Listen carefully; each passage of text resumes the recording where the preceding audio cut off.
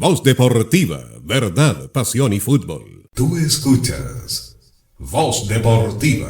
¿Qué tal, señoras y señores? 19:09. Y ya nos conectamos todos acá a través de Voz Deportiva por la 92.5 en su radio Bonita y también en bonitafm.cl para todo el mundo. En el día de hoy nos toca saludar a Europa Central. Europa Central, todo lo que es Rumania, Hungría, la zona de Croacia también. Nos mandan muchos saludos desde allá, nuestros auditores de todo el mundo, así que vaya para ellos, muchos parabienes y que sigan en contacto nuestro ya. En todo lo que es Europa Central mandamos saludos el día de hoy. No estoy solo en esta edición de día jueves 4 de mayo. Y me acompaña el día de hoy mi gran amigo personal, José Antonio Vargas. ¿Cómo te va, José? Hola Diego, un gustazo poder compartir nuevamente misión junto a ti. Te doy un calurosísimo, afectuoso saludo. También aprovechar de saludar a Hansa de detrás de los controles, a toda la familia que compone Voz Deportiva, ¿cierto? Y por supuesto, lo más importante, ¿cierto? Nuestra queridísima audiencia que nos acompaña día a día en el dial o en bonitafm.cl. Claro que sí, José Antonio, ya lo dijiste. También vamos saludando a toda nuestra audiencia que se va conectando junto a nosotros en este helado día jueves. ¿Cómo te ha tratado la temperatura, este cambio drástico? Estoy con mi infusión de jengibre y limón. Ahí ya. Perfecto. Aperándose para cualquier posible resfrío, vitaminizándose, ¿cierto? Botando lo malo, filtrando, detox. Muy bien, José Antonio. Bueno, recordamos a la gente que el día domingo pasado recién O'Higgins... ¿Una pregunta personal, Diego? ¿Cómo? Una pregunta personal. Por supuesto. ¿Para usted comenzó la temporada de calzoncillos largos o todavía no? No, el calzoncillo largo yo lo retiré, le di baja. A los 10 años más o menos, 10, 12 años. 10, 12 años.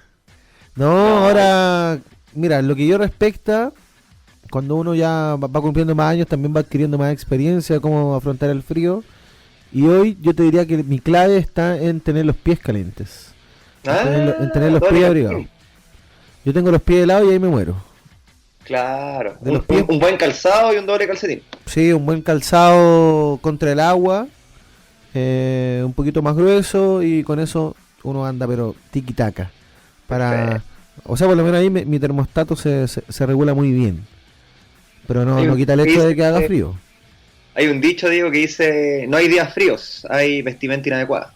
Tal cual. Y no somos de azúcar, así que hay que ponerle el pecho a la pala en ese sentido. José Antonio, bueno, para meternos en la conversación ya futbolera, sobre todo respecto a O'Higgins. Bueno, O'Higgins el día domingo recién pasado, como lo estaba diciendo, empató 1-1 frente a la Unión Española en el Estadio del Teniente. Tú también pudiste estar ahí, José Antonio, solo sí, que no tuvimos el contacto ahí. Pero quiero primero que todo tener tu apreciación respecto a este encuentro. Un 1-1 que el técnico, lo escuchábamos ayer, terminó diciendo que era resultado justo.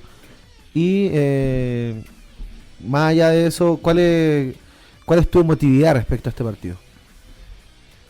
Mira, pienso que como lo hizo el técnico y como lo hicieron varios jugadores en zona mixta al finalizar el encuentro, hay que ver esto, ponerlo en contexto, como se dice, ¿cierto? Tomar un poquito de distancia de la inmediatez de lo que te resulta un partido de fútbol, ¿cierto? De finalizar los 90 minutos.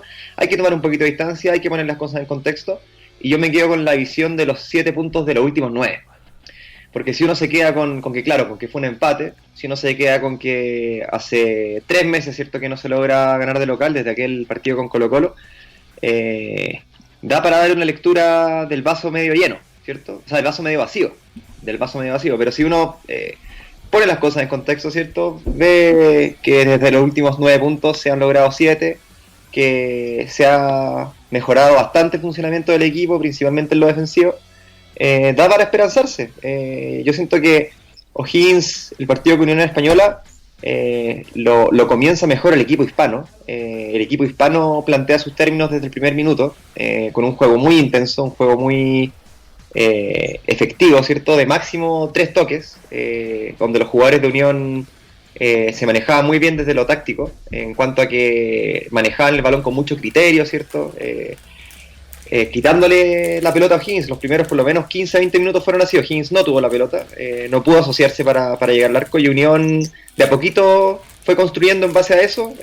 Cuando O'Higgins intentaba salir, Unión lo presionaba alto también. Y un poco a partir de eso nace el gol de Unión Española, ¿cierto? Este pase errado hacia atrás de Fabián Ormazábal, que captura a Garate, y rápido salen los jugadores de Unión Española en posiciones de ataque, y Ariel Uribe llega a la entrada del área sacando un remate cruzado. Pero bueno, lo comenté también el lunes que me tocó participar en el programa. Era predecible que Unión Española no iba a poder mantener este ritmo todo el partido, y así fue. Después, al comenzar el segundo tiempo, Higgins obtuvo un poco el protagonismo que le cedió Unión Española. Unión retrasó un poco las líneas, Pablo Müller la adelantó, y ahí, cierto, se equipararon los términos. Así que finalmente fue un resultado justo. El segundo tiempo, al menos el inicio, fue de O'Higgins, se vio refrendado por el gol que se pudo conseguir, el empate. Pero después fue un partido muy parejo, un partido a veces que cayó en lo chato, sobre todo hacia el último cuarto del partido, diría yo. Pero sí, siempre con un buen funcionamiento defensivo de O'Higgins, que siento que hay que valorarlo. No hubieron grandes llegadas el segundo tiempo, ninguno de los dos arqueros fue figura. Entonces eso ya te da para decir que ya llevas 3 partidos seguidos, ¿cierto? Con un funcionamiento defensivo bastante apropiado. Claro, buen resumen nos acaba de hacer José Antonio. Bueno, se nos une a esta conversación nuestro gran amigo también, el emperador, Julio César Riquelme. ¿Cómo te va, Julito? Bien, me va bien. Saludos para todos los amigos de Voz Deportiva. El taco de locos, ¿ah? Increíble, sí, en todos lados. Ni me lo digas. Sí, está de loco. O sea, yo en bicicleta, pero vi por el lado del taco. Sí, claro. No, usted tenga cuidado, ¿ah? Porque... Sí, no, yo muy respetuoso de todas las señaléticas, y no hay para qué andar apurado también, pues sí. No, claro. Cuando uno de repente anda muy apurado, sucede esto que uno deja al descuido muchas otras situaciones y puede pasar cualquier cosa. Por eso, salir con tiempo, primero que todo. Claro. Y lo otro es siempre andar a la defensiva, tranquilo. O sea, al final, el claxon, la bocina, no hace que el taco vaya más rápido. Claro. Así que no, hay que tener mucho cuidado. Pero, Julito, más allá de este taco, que me imagino que también a uno le quita un poquito de energía, ¿cómo te trae esta semana? Bien, o sea, inquieto porque, bueno, no vamos a tener fútbol este fin de semana, lamentable. Se traslada a la mitad de la semana. Claro, a la mitad. Lo cual nos deja un horario peor aún. Siempre, para O'Higgins siempre. Sí, porque por último un fin de ya, bien, piola, pero un miércoles a las 6 de la tarde en El Salvador, inédito. Sí, es verdad. Miércoles 10, Cobresal versus O'Higgins a las 6 de la tarde. No, yo creo que se va a ser el único partido de fútbol que se va a estar jugando en un diámetro de 300 kilómetros a la redonda del Salvador. Sí, es verdad. Además, pues totalmente laboral el día ya. Sí, es verdad. Bueno, y O'Higgins que, bueno, después de ese análisis que hizo José, tremendo análisis, tremendo resumen, ¿qué más podemos agregar? ¿Qué más detalles? ¿Qué más podemos agregar? Claro. Decir que, claro, O'Higgins dejó escapar una gran posibilidad de meterse ahí en la zona media de la tabla, pero... Cuando uno, bueno, Julio, perdón que te interrumpa, pero cuando uno dice, este empate hay que verlo en el contexto, ¿ya? Porque se dio esto de que O'Higgins estuviera abajo en el marcador contra un rival que, lo habíamos dicho en la previa, que si tiene alguna, te la clava, o sea, no te perdona. Y el contexto fue ese al final, como tratar de revertir esa situación, y en eso... En el segundo tiempo empezamos bien, de hecho se mantuvo por un ratito un buen juego, hubo oportunidades, no se pudo concretar, pero ya después, faltando 10 minutos, todo eso se resigna con la lesión de Castillo a un empate nomás. O sea, ahí como que se termina de firmar un poco, tanto por actitud y por juego, creo yo, porque ya O'Higgins se resigna también a poner, por ejemplo, la única opción en ataque era el Tuco Hernández. En ese momento. Él quedó de 9. Él quedó de 9 porque Castro se mantuvo en su lado, lo cual hizo bien, pero después terminó saliendo también. Por lo tanto, ya como que opciones de ataque ya se anularon totalmente. Y uno dice, bueno, el contexto, claro, es ese. Pero sí, ¿cómo se llega a ese contexto? Porque al final, lo que tú decías es muy cierto también. O'Higgins tenía una tremenda oportunidad de local, poder revertir la mala situación que tiene de local, porque desde la segunda fecha que no gana de local. Y tampoco digamos que la Unión Española, con todo el respeto que se merece como equipo, tampoco era un rival como para tenerle tanto respeto, tanto miedo, creo yo. Pero era es un rival que, claro, no era para tenerle miedo ni respeto, pero era un rival que tenía cosas interesantes. No, tiene jugadores claves que Sí. ya lo vimos. O sea, Sí. tuvieron una, dos y la aprovecharon. Los de Uribe a mí me dejó, pero... Buen jugador. Sí, muy buen jugador.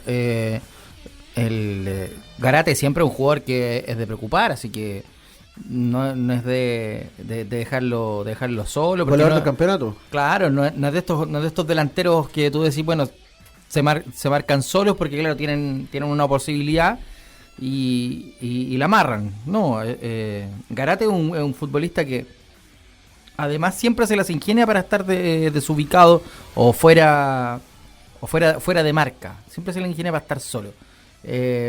Ahora hay que reconocer que O'Higgins tuvo varias importantes. Y ojo, que Belmar convirtió 2 goles. Uno le anularon por offside. Sí. Y un offside que... O sea, que no es dudoso. Igual estaba bien anulado, pero me refiero a que Belmar comienza a ser un jugador que es importante. Marca presencia. Marca presencia.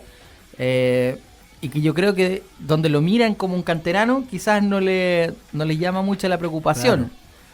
Y ojo que el gol que convirtió Belmar fue un gol de buena factura. Hay que tener control orientado y perfilarse para ponerla ahí donde la colocó. Así que buen desempeño de Belmar. Y la que tuvo el Ormazábal. En el primer tiempo. No, por el primer tiempo. Ahí estaba. Ahí está. El 1-0. Ese fue un pase de Marín, creo, ¿no? Sí, un centro de Marín. Sí. Ahí era. Sí. Ahí No era. sé, O'Higgins tuvo, pero como ya lo hemos visto, igual ha sido la tónica de este campeonato por O'Higgins. No ha sabido aprovechar. Y también, más que no saber aprovechar, ha estado poco fino en esa última puntada. La toma de decisiones también de repente no ha sido la acertada. Hay veces que la jugada, por ejemplo, indica un pase más incisivo al centro del área y se juega con un pase atrás, o de repente se hace una de más.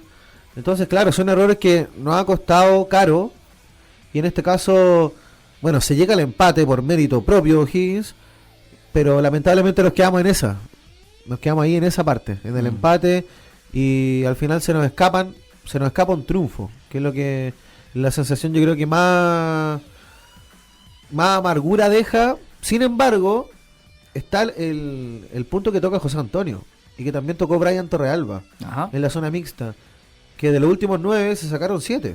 Sí. Por lo tanto, en el global, si uno lo quiere ver, de esta racha, ha sido positivo para el técnico Pablo de Muner. Se mantiene el alza futbolística que se había venido mostrando y se refrendan los resultados. O sea, se continúa el invicto, si se quiere, que se inició el partido contra General Velázquez, considerando la competición de la Copa Chile. Quería hacer también un apunte respecto a lo de Belmar que comentaba Julio y ¿Sí? Diego, que si uno tuviera la estadística de los minutos y el promedio de gol que tiene por minuto, es un jugador que ha aprovechado bastante bien los minutos que ha recibido. O sea, recordemos que muchas veces le ha tocado salir, no ha completado el partido, los 90. Hubieron 3 o 4 partidos consecutivos, me acuerdo que era el primer cambio. Salía promediando el segundo tiempo, minutos 60, 65. José Antonio, de hecho, para añadirte, todos los partidos que Belmar ha entrado de titular ha salido sustituido más o menos entre los 50 y los 60. Entonces, ahí si uno hace la matemática, si uno suma los números y la cantidad total de minutos que él ha jugado con los goles que ha marcado, te debe dar una eficiencia bastante prometedora, yo te diría, para un delantero centro. Si uno lo compara un poco con el caso de Esteban Moreira ha tenido muchos más minutos. Esteban Moreira ha jugado partidos completos. Y yo te diría también que Esteban Moreira depende mucho, o sea, de que Esteban Moreira ande bien, depende mucho de que el equipo lo acompañe. En cambio, Matías Belmar tiene esta característica distinta de que él se las puede arreglar un poco más solo para poder generar riesgo. A veces enganchándose, ¿cierto? Retrocediendo, buscando juego asociado desde 3/4 hacia la mitad. También buscando el error del rival. Yo me acuerdo que el partido que lo vi con Católica en el Santa Laura, que me tocó cubrirlo, estaba en cancha ahí con Joel, a quien aprovecho de mandarle saludos, ¿cierto? Joel Bernabé, nuestro relator.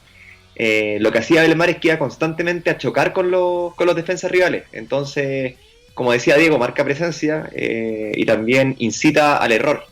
Y eso no es coincidencia que los minutos que le ha tocado estar en cancha lo aproveche también, ya sea con goles, generando oportunidades, porque es un jugador que tiene mucha sed y mucha hambre de poder generar ocasiones de gol, tiene el arco entre ceja y ceja, entonces yo considero que la camiseta ya la agarró y no la va a soltar más. ¿Tenemos los números de cuántos goles lleva convertidos Belmar? A ver si podemos... Nos vamos a ir a una pequeña pausa, Julito, y a la vuelta vamos a tener todos los números de Belmar, porque hay creo que una conversa bastante interesante respecto al trabajo que hace Moreira y el que hace Belmar, porque también se condice mucho con cómo convierte el equipo cuando convierte cada uno. Así que nos vamos a separar un breve momento y ya regresamos acá en Voz Deportiva. Voz Deportiva, verdad, pasión y fútbol. Tú escuchas Voz Deportiva. Y ya estamos de vuelta, no se diga más. Bueno, estábamos conversando precisamente de lo que fue el partido del día domingo entre la Unión Española y O'Higgins y Unión Española en estricto rigor. Y precisamente también estábamos conversando de los hombres que actúan en delantera. Caso preciso de Esteban Moreira y Matías Belmar. Antes de meternos en los números directamente, Julio, el tema que yo te quería, bueno, a José también le quería tratar, era que hay una clave en lo que dijo José Antonio recién, y es cómo O'Higgins finiquita con uno y con otro.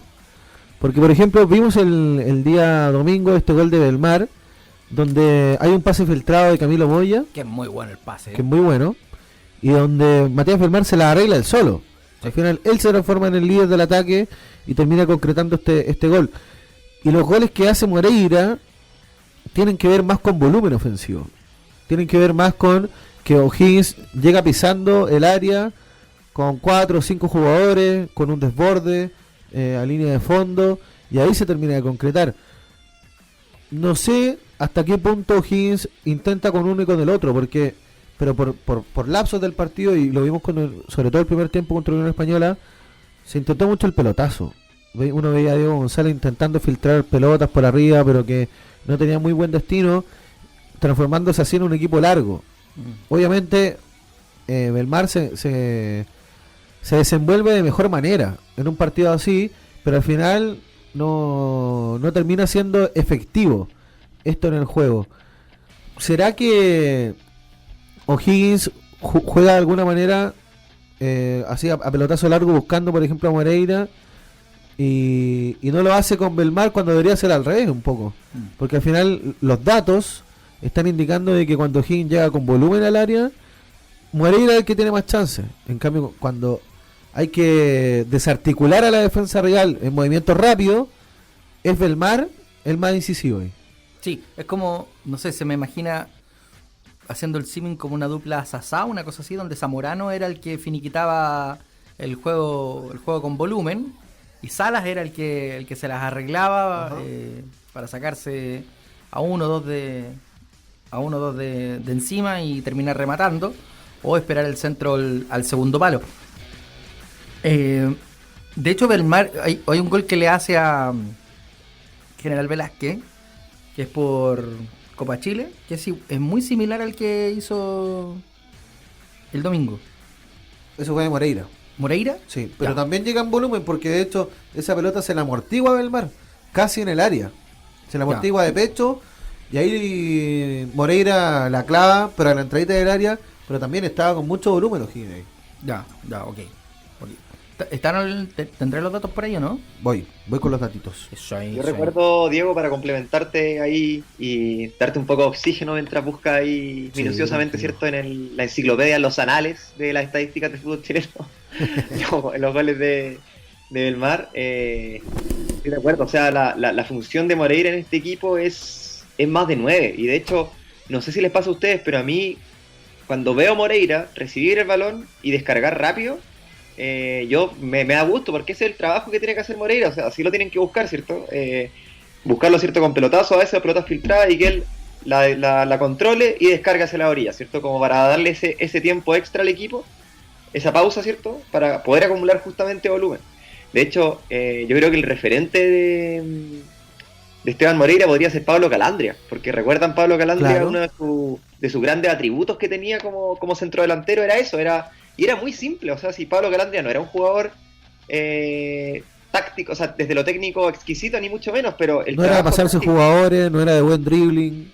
no, pero el trabajo que tenía que hacer era muy simple, era recibir la pelota de espalda y aguantarla un poco y descargarla a la orilla, cosa de que los compañeros, ciertos volantes, pudieran sumarse en ataque y llegar con gente al área.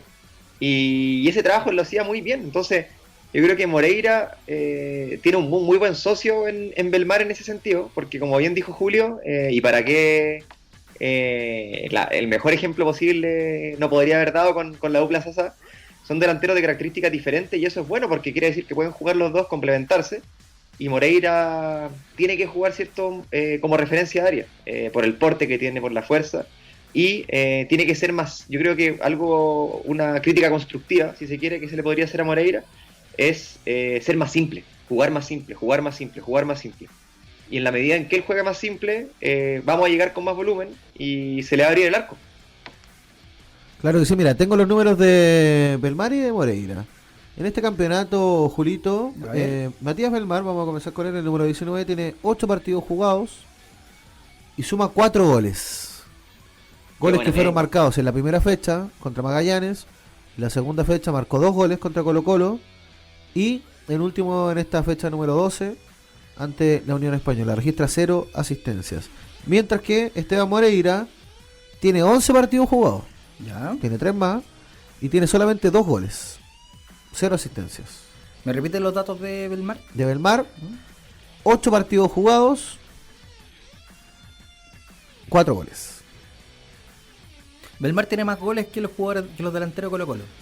Ajá. Y lo que decía José Antonio, acá registra 8 partidos jugados, pero este es un registro de que estuvo en los 8 partidos. Porque efectivamente si uno cuenta el minutaje es aún menor. Por lo tanto la eficiencia de este jugador ha sido clave. Absolutamente. Ha sido clave dentro del equipo y costó un poquito encontrarle esa clave. Ahora, considerar que, a ver, Belmar tiene 4 goles, ¿cierto? En el campeonato. Sí, y uno más en Copa Chile. Y uno más en Copa Chile. Ya. O sea, tiene 5 en la temporada, claro. Ya, ok. O sea, estábamos viendo recién las estadísticas de TNT. Que los jugadores de Colo-Colo, Volados tiene 3, Venegas tiene 3, Lescano tiene 3. Lescano también, que ha jugado muy poco. Muy poco. La Joya Palacios. La Joya Palacios también tiene 3 goles. Y de penal 1. Y de penal. Y él solito, Belmar, ya suma 4. Solito. No, Belmar es un jugador que anda muy bien. Ha sido una alternativa muy válida también para el técnico de Müller. Y esto también creo que obliga al técnico a que Moreira esté situado en esta fase como de puntero por izquierda, José Antonio. Es que yo creo que, claro, ese es el tema. Nominalmente se está jugando con 2 delanteros, ¿cierto? Ya está claro el 4-4-2 que se ha planteado en los últimos 3 partidos. Estos 7 puntos de 9 se han logrado con este esquema 4-4-2, ¿cierto? Que sitúa a Moreira y a Belmar como dupla de ataque. Y claro, por lo general Moreira se tiende a cargar un poquito hacia el lado izquierdo, pero yo siento que... Porque claro, o sea, uno diría, bueno, si queremos que Moreira juegue de referencia de área, hagámoslo jugar con puntero abierto y que se cargue como referencia de marca entre los 2 centrales del equipo rival. Eso es como la lógica, ¿cierto? Pero no necesariamente, o sea, muchas veces el juego con puntero abierto se puede hacer muy predecible y queda muy huérfano ese 9, ¿cierto? En el caso de jugar con 2 delanteros, si bien es cierto que queda cargado hacia la izquierda, desde el inicio, desde el arranque Esteban Moreira, y de igual manera puede servir ese rol de referente de área, y de aguantar y descargar, de aguantar y descargar, de aguantar y descargar. Ese debería ser el juego que plantee Moreira, ya sea descargar a la posición de Facundo Castro, descargar a la posición de Matías Marín, descargar a la posición de Feyenoord Massal, descargar a la posición de Brian Torrealba si es que sube, o Antonio Díaz si es que vuelve a recalar en el 11 inicial. Y claro, Belmar dejarlo un poquito más libre, si se quiere, enganchándose un poquito, generando juego, arrastrando marca. Yo creo que por ahí va el naipe más o menos, con las características que tienen y lo que ha mostrado en su mejor versión. Miren, muchachos, acá también para complementar tengo un poquito más de datos. A ver. Esto gentileza de nuestro amigo que están en sintonía, Jaime Torres. Jaime Torres le mandamos un gran saludo, también aporta con datitos. Y mira, Jaime Torres será el mismo Jaime Torres que conozco yo. El mismo Jaime Torres que conoce usted. El que juega fútbol, estuvo en tercera, aquel, ¿o no? No sé. No, puede que no. No, Ahí, Jaime entonces... Torres, que también estuvo en comunicaciones, en radio. También estuvo, bueno, es un crack igual. Sí. Seguidor de Higgins, claro, y también ahora auditor nuestro. Desde hace mucho tiempo ya le mandamos un gran saludo. Esteban Moreira, con sus 2 goles, tiene una frecuencia de gol cada 344 minutos. ¿Ya, Julito? Ya. Y acá, este dato es muy bueno, porque por su parte, Matías Belmar, con sus 4 goles en 8 partidos, tiene 308 minutos jugado Matías Belmar, en detalle, y le cuestan 77 minutos. Cada 77 minutos marca un gol Matías Belmar. Eso te da un gol por partido. Está promediando un gol por partido y eso para un delantero es tremenda cifra. Claro, y al final los números son los que te están mandando también y condiciendo lo que uno ve en cancha, donde ya la alternativa creo que, o la titularidad en este caso, el referente de área, creo que va a estar marcado porque sea Matías Belmar acompañado de, creo yo que la ofensiva de O'Higgins ya no se construye alrededor de Moreira, como fue los primeros partidos quizás, sino que ahora se construye alrededor de Matías Belmar y José Antonio Julio. También otro dato que tenemos que aportar, bueno, junto con la lesión de Arnaldo Castillo, que esperamos su pronta recuperación. ¿Se sabe el diagnóstico? El diagnóstico todavía no lo tengo, pero tenía una lesión en el hombro, la cual salió bastante mal, con mucho dolor del estadio. ¿Cómo ven la alternativa de Donoso?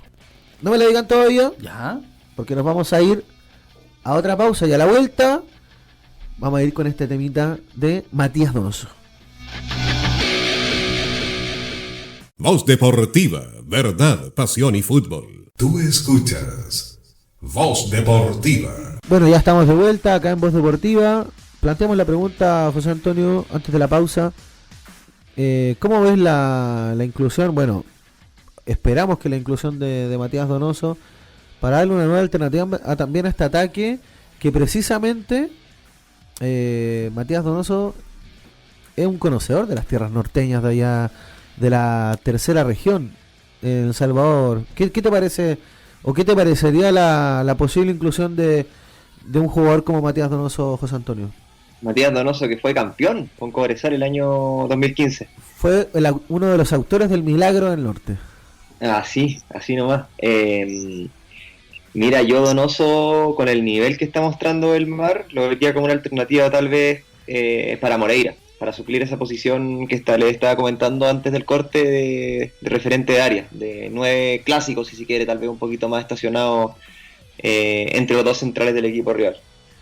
Lo vería como una alternativa que siempre es bueno tener en el plantel, sobre todo pensando en que haya competencia, y en función de esa competencia, que los jugadores, ¿cierto?, eleven el rendimiento. Ahora bien, Julio, Diego, tengo entendido que, corríjame si estoy equivocado, que Matías Donoso apareció en el último parte médico de O'Higgins. Sí, es que eso es lo que iba a comentar, porque usted, más conocedor y experto en la materia, no desde el punto de vista médico, pero sí desde el punto de vista deportivo, a ver si nos puede ayudar, porque el diagnóstico del parte médico referente a Matías Donoso dice que tiene una tendinopatía de bíceps femoral en pierna derecha y está en tratamiento actual en kinesioterapia. ¿Llega para el miércoles o no llega para el miércoles?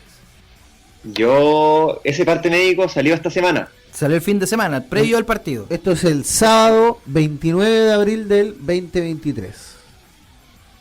Yo creo que sobre todo considerando que la fase en la que está es kinesioterapia, no llega porque posterior a la fase de kinesioterapia viene el trabajo de reintegro en cancha. Si es que estuviese en trabajo en reintegro en cancha, ahí hay alguna posibilidad que tal vez fuera citado para ir al banco, pero en el caso de una tendinopatía lo veo de bíceps femoral. Recordemos que ¿qué es una tendinopatía? Tendinopatía. Profesor. Guarda relación con los tendones, que son los tejidos, ¿cierto?, que conectan al músculo con el hueso, finalmente, la pata. ¿cierto? Es un tejido que que es bastante firme, bastante resistente, pero a la vez tiene cierta elasticidad, bastante elasticidad para poder contraer y estirar el músculo, ¿cierto? Tendinopatía quiere decir que hay una ruptura parcial que produce inflamación y por supuesto dolor del tendón.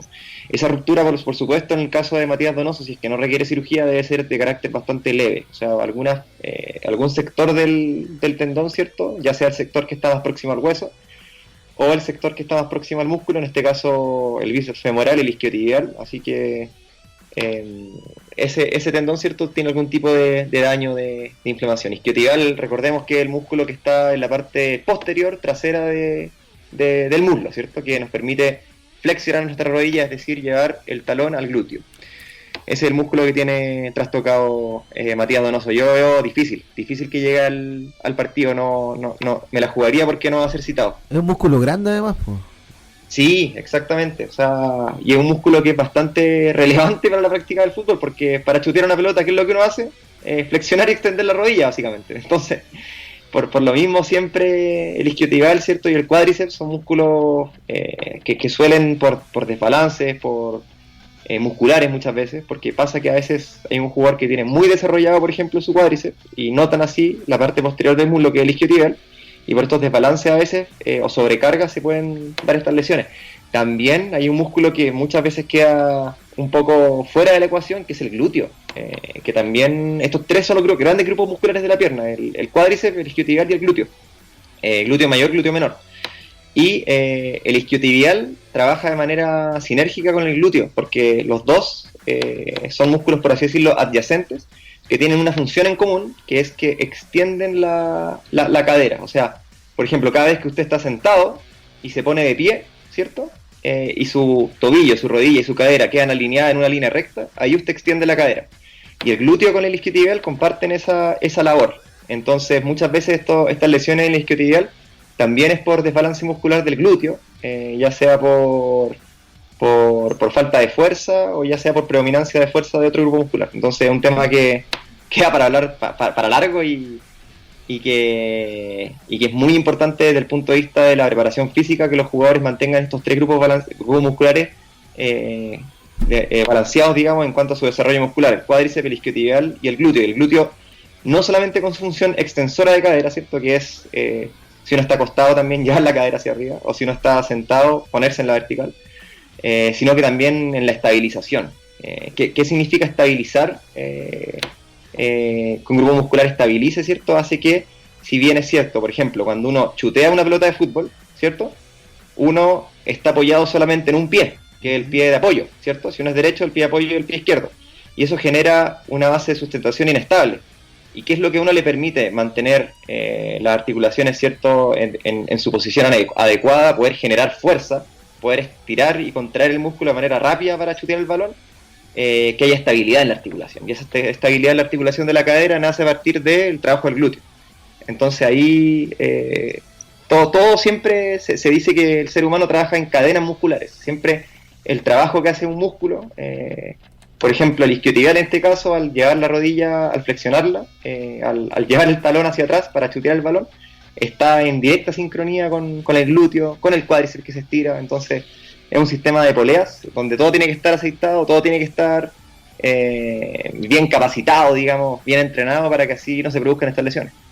Mira, nos dejaste loco, ¿eh? Una cátedra. Muy bien, José Antonio. ¿Dónde podemos pedir hora para la consulta del doctor? No, te pasaste, José. Y esto llevándolo al lenguaje coloquial, es cuando te da el pinchazo.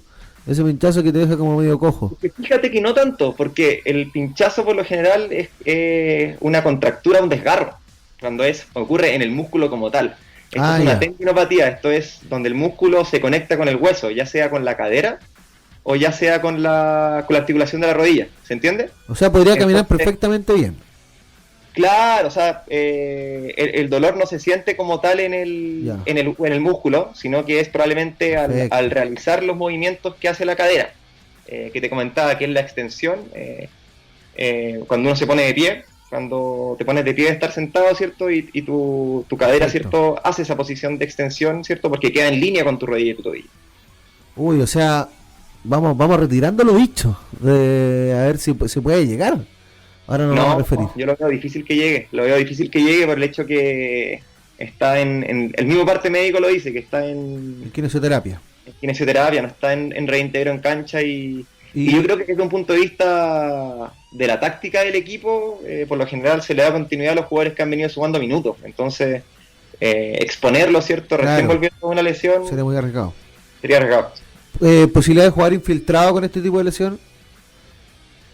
No, ahí habría que ver la imagen, habría que ver la extensión del daño, pero es arriesgado. O sea, si hay alternativas como el caso de Belmar, como el caso de Moreira, no... O sea, es que para ser más claro y para ir precisando también la información para la gente, para no generar expectativa también, quizás hay que estar entrando a pensar de que lo más probable es que no esté Donoso, con lo que nos está diciendo José Antonio. No, más probable es que no esté en cancha. Obviamente yo no he visto los exámenes, ¿cierto? Me estoy basando en lo que dice el parte médico, dura y puramente, pero lo más probable es que no esté. ¿Cuánto más o menos de recuperación una lesión así? El dato que me faltó.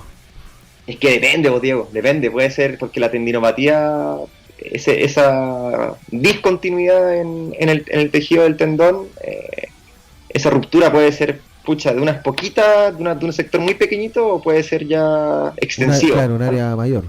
Claro, que es cuando ya se rompe el tendón. Por ejemplo, la clásica ruptura del tendón de Aquiles, ¿cierto? Del tobillo, que yo he escuchado que es una de las lesiones más dolorosas y esa requiere operación siempre, en el 100% casi de los casos que ocurre.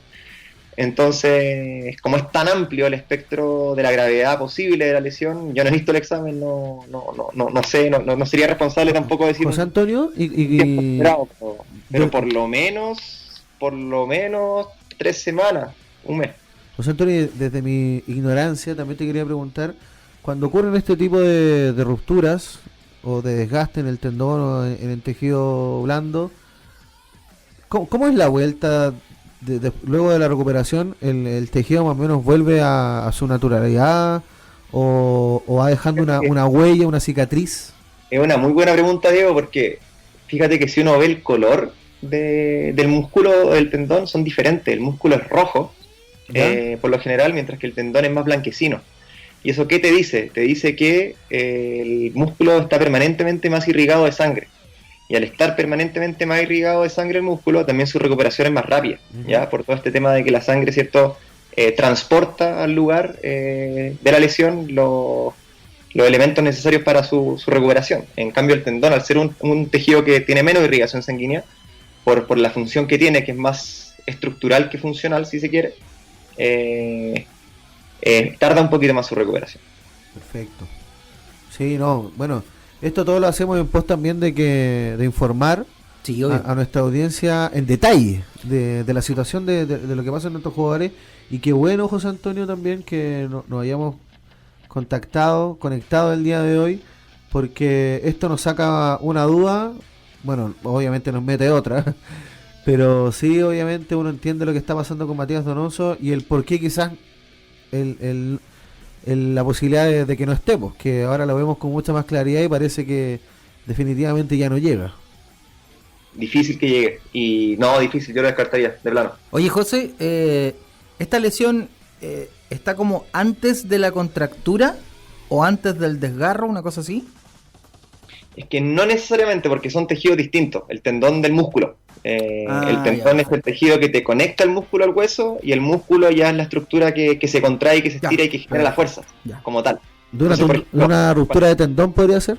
Cuando tú tienes, por ejemplo, cuando tú tienes, por ejemplo, un desgarro, tú sientes el dolor en el músculo. Tú te palpas el músculo y puedes localizar incluso el lugar donde sentiste el pinchazo. Y por eso pasa lo del pinchazo que dice Diego. Ahí, donde, por ejemplo, si fuese el isquiotibial, los jugadores clásicos se toman apenas les da el pinchazo, ¿cierto? Se toman la parte posterior del muslo y ellos mismos reconocen que es un desgarro, porque probablemente también tienen experiencia respecto a esa misma lesión. Pero en el caso del tendón son lesiones que a veces son más silenciosas, son lesiones que a veces son por sobrecarga, que el jugador a veces fuerza mucho por sumar minutos, por la carga que tienen los entrenamientos, y no se da cuenta, ¿cierto?, de que el tendón se está desgastando, no se da cuenta, hasta que le empieza a doler no el músculo, sino que la articulación, la cadera. Ya no puede localizar tanto el dolor en el músculo como fuese el caso del desgarro. Ahora es situarlo en la articulación, porque siempre el tendón, recordemos que une el músculo con la articulación, entonces el dolor ya no viene tanto del músculo, viene más de la articulación y la articulación asociada al movimiento de la articulación, que en el caso de la cadera es extenderlo. Mira. El saber no ocupa espacio y nosotros ocupamos el tiempo también para siempre culturizarnos, aprender y cultivar también este gran músculo que es el cerebro. No olvidar nunca eso, que el cerebro sigue siendo un músculo y como músculo también hay que ejercitarlo. Pero es de grasa, ojo. De todo. Sí, no, es de grasa, de Sí. harta grasita. Harta grasita. Y Sí. funciona con azúcar. Así que imagínate. Oh, imagínate. La mezcla. Bueno, muchachos, agradecido de su presencia, obviamente, de estar acá junto a toda nuestra audiencia por Voz Deportiva. José Antonio, de verdad te mando un abrazo. Muchas gracias por todo lo de hoy. Si quieren mandarnos algún saludito, es su momento. No, gracias a ustedes, muchachos, gracias a ti, Diego, gracias, Julio, siempre un placer compartir con ustedes, gracias a Hans en los controles, gracias a todos nuestros auditores y auditoras que hacen que este programa sea posible. Un saludo a mi familia, a mi hermana María, mi hermano Felipe, mi hermana Josefina, mi papá Ricardo, mi hermano Ricardo hijo, Eso. que siempre están ahí conmigo en las buenas y en las malas. Así que Los los quiero Vargas mucho. Ljubert. Sí, pues familia Vargas Ljubert. Julito también agradecido por esta compañía, por esta presencia que se agradece siempre. Uno podría estar en cualquier lado y fíjate que nos tiene acá, aquí y ahora. Así que es un milagro en sí de la vida, esto de estar, esta bendición que nos entrega cada día. Vamos, gracias a ustedes por la participación, así que no, feliz saludo y un abrazo para toda la familia de Voz ¿Tuvo Deportiva. aniversario usted? Hace 2 semanas, ¿no? ¿Aniversario de? ¿De su iglesia? No todavía. ¿No todavía? Bueno, No. le mandamos un saludo también a toda su gente. Así es. Bueno, le conversamos también a la gente que el día de mañana nos reencontramos de 19 a 20 horas, es día viernes. Recuerden que este fin de semana no hay fútbol. Sí, el día miércoles 10 de mayo, Cobresal O'Higgins, 18 horas. Ahora me En el acuerdo. Cobresal Mall. Sí, verdad. Aniversario de los muchachos de Evangelio Creativo. Sí. Ahí está. Yo había visto alguna fotito por ahí. Sí, ahí sí. Saludos para los Le muchachos de mandamos un Evangelio gran saludo. Creativo. ¿Ve? Sí, sí. Así nos despedimos. Somos Verdad, Pasión y Fútbol. Voz Deportiva, verdad, pasión y fútbol. Tú escuchas Voz Deportiva.